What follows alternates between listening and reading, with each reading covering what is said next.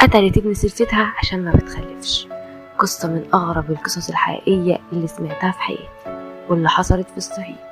بتحكي عن واحدة ما بتخلفش، وجت سلفتها خلفت ولد، وطبعا الغيرة أكلتها. وفي يوم كانت بتخبز، وأم الولد سابته معاها وخرجت.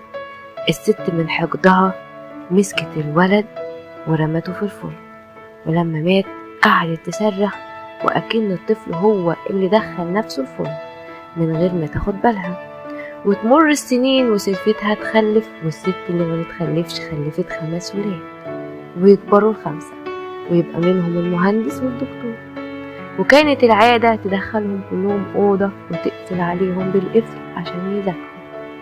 وفي يوم حاجة ولعت ومسكت في الأوضة وولعت كلها، وأمهم كانت نايمة بعيد ومحستش.